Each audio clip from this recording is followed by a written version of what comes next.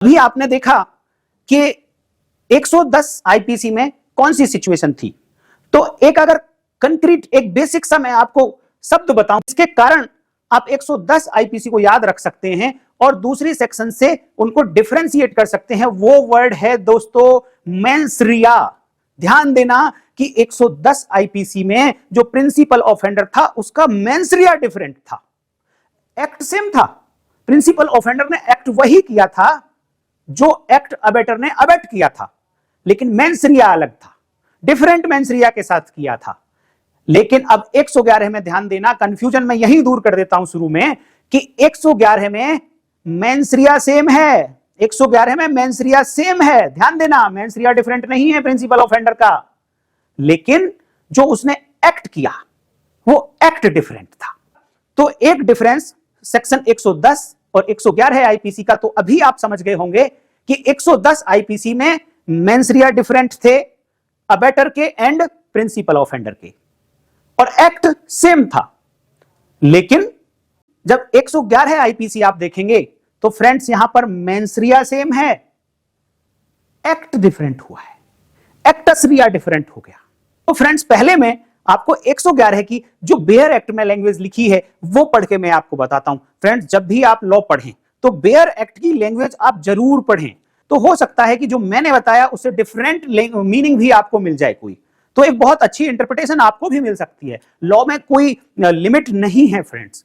जब भी आप बेयर एक्ट की लैंग्वेज को पढ़ेंगे तो फ्रेंड्स पता नहीं क्या क्या मिलता है उसमें। आप एक वर्ड पे जोड़ देंगे तो मीनिंग कुछ और आता है, उसके साथ में किसी दूसरे वर्ड पे जोड़ देंगे तो मीनिंग कुछ और निकल के आता है।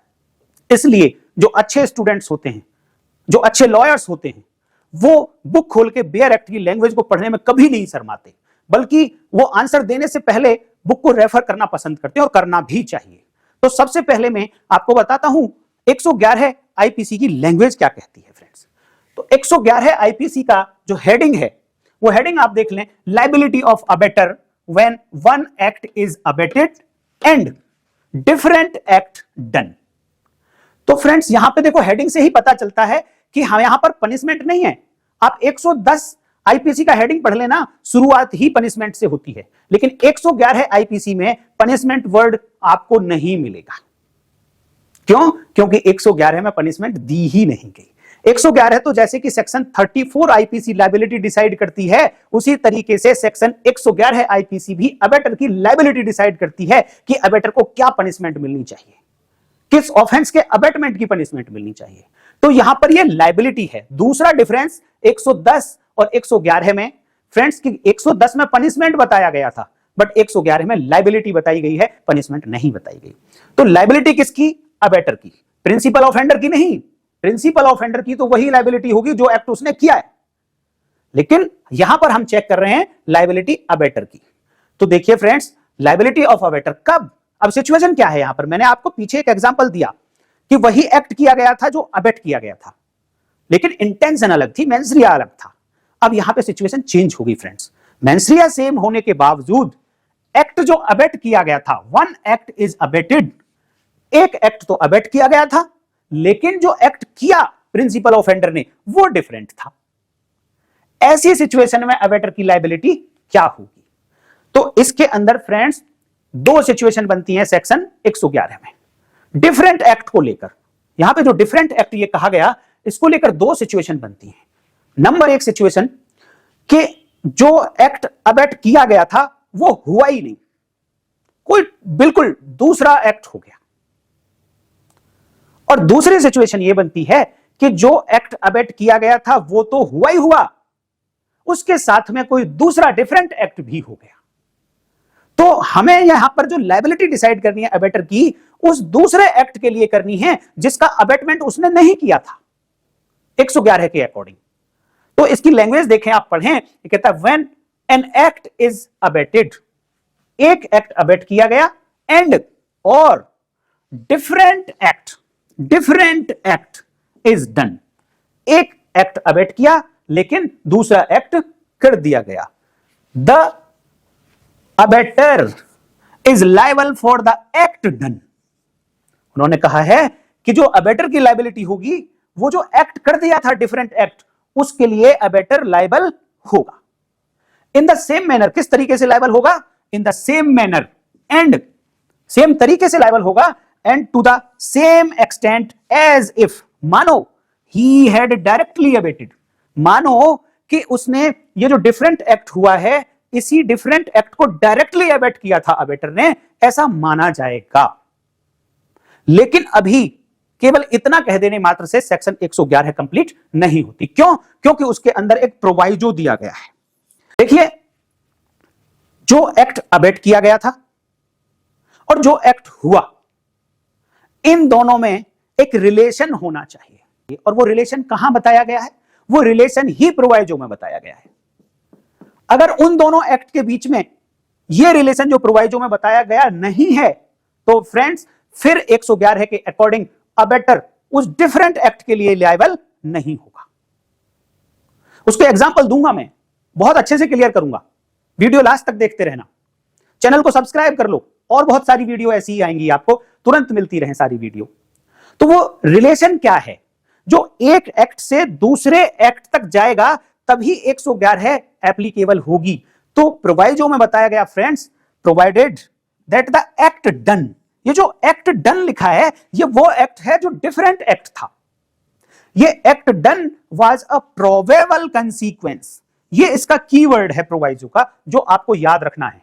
वो जो एक्ट था, जो डिफरेंट एक्ट हुआ या किया गया, that was a probable consequence of the abetment. जो अबेटर ने अबेटमेंट किया था, वो उस अबेटमेंट का अधिसंभाव्य परिणाम था। कि इसका मतलब यह है प्रोबेबल कंसीक्वेंस का, कि अबेटमेंट से यह पॉसिबल था, उस अबेटमेंट से, कि जो डिफरेंट एक्ट हुआ है, यह एक साधारण बुद्धि का पर्सन भी समझ सकता है कि उन परिस्थितियों में यह डिफरेंट एक्ट होना ही था। उस पहले वाले ऑफेंस, जो ऑफेंस अबेट किया गया था, उस ऑफेंस को पूरा करने के लिए या पूरा करते समय ऐसा रिजल्ट जो डिफरेंट एक्ट हुआ है, यह आने की संभावना थी।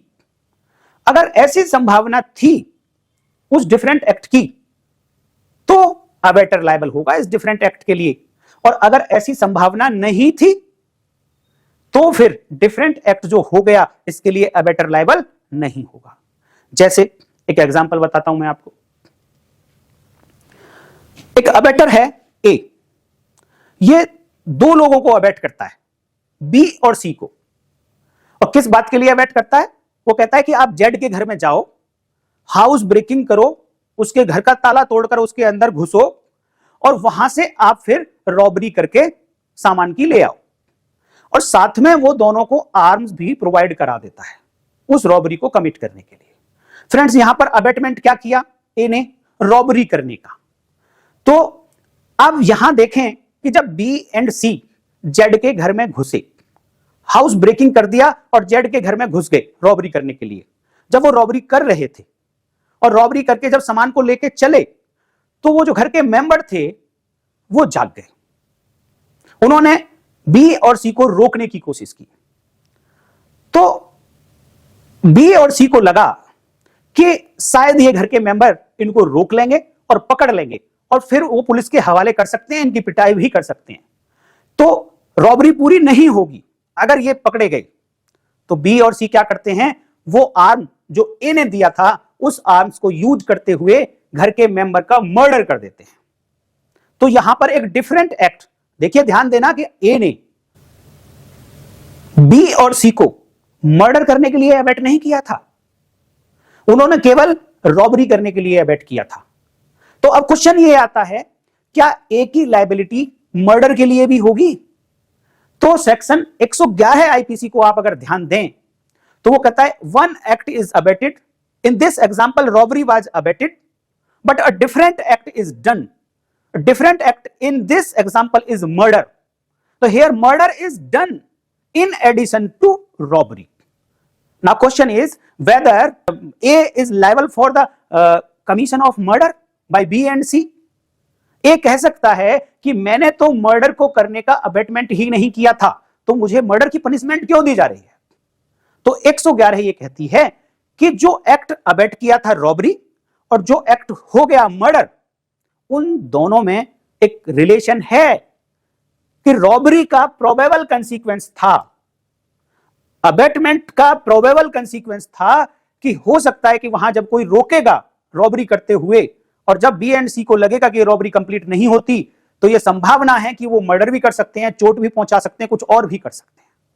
तो उसी प्रोबेबल कंसीक्वेंस को देखते हुए यहां पर बी एंड सी ने मर्डर किया है। तो सेक्शन 111 आईपीसी के अकॉर्डिंग वो जो मर्डर था that was the probable consequence of abetment of A, hence the abettor A is also liable for murder in addition to abetment for robbery.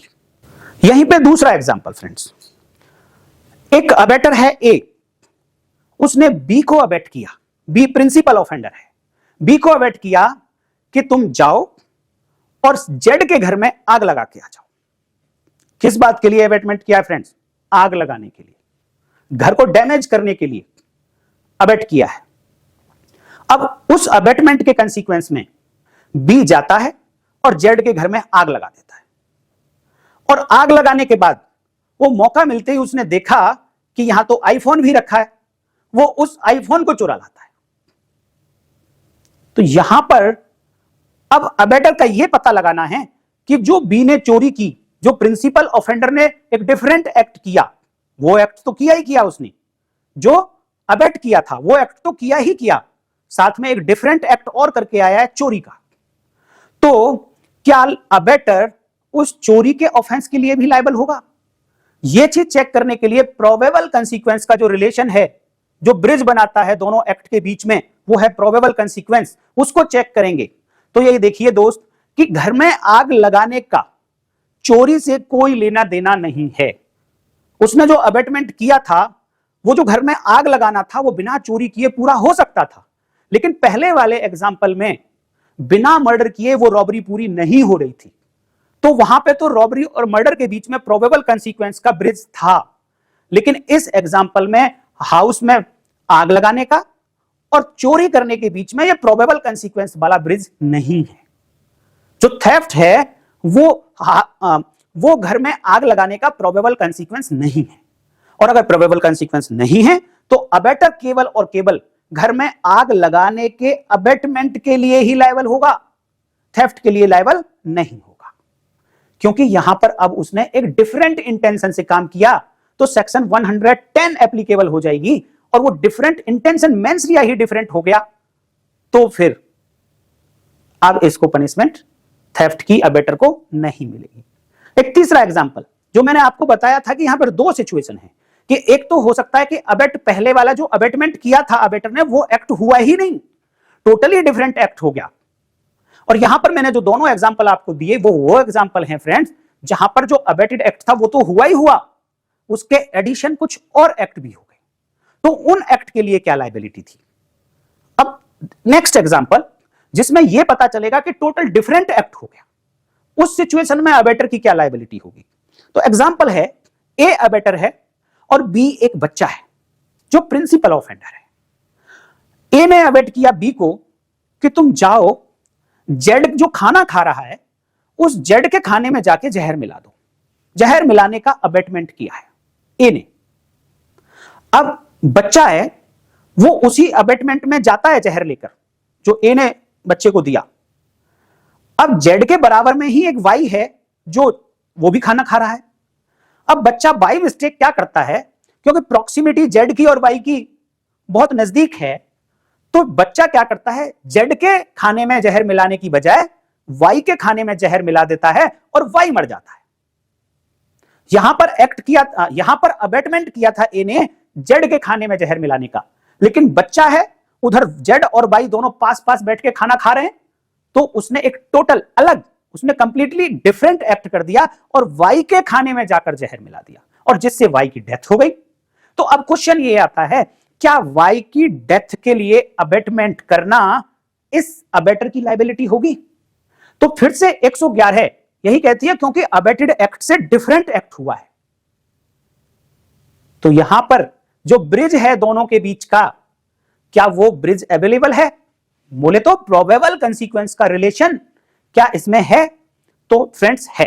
Number एक बात कि जिसको अबेट किया वो बच्चा था, उससे मिस्टेक हो सकती है। दूसरी तरफ जेड और वाई बराबर बराबर में पास पास बैठ के खाना खा रहे हैं, तो यह प्रोबेबिलिटी थी कि वो बच्चा अबेटमेंट के कंसीक्वेंस में जेड के खाने की बजाय वाई के खाने में जहर मिला दे, जो हुआ भी ऐसा।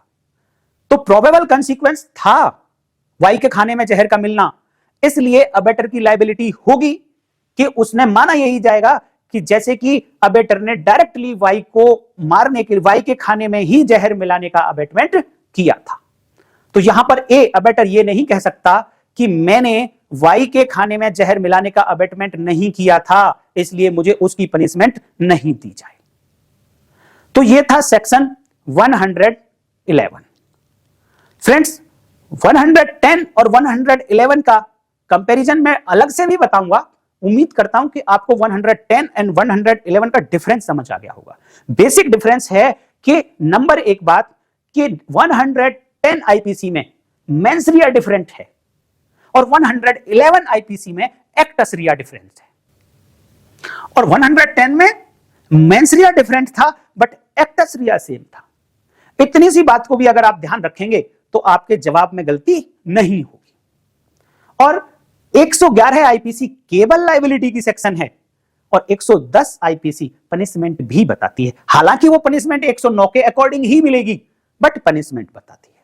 तो उम्मीद करता हूं फ्रेंड्स आपको 111 आईपीसी अच्छे से समझ आ गई होगी और उसका 110 के साथ कैसे कंपैरिजन किया जाए वो भी समझ आ गया होगा। तो मैं अब सेक्शन 112 आपको बताऊंगा, जो आपको यहीं पर ये एंड स्क्रीन में अभी देखने को मिल रही है। आप इसे क्लिक कर लें और 112 पे जा सकते हैं, बट उससे पहले इस वीडियो को आप प्लीज किसी के साथ शेयर कर दें, चैनल को सब्सक्राइब कर लें।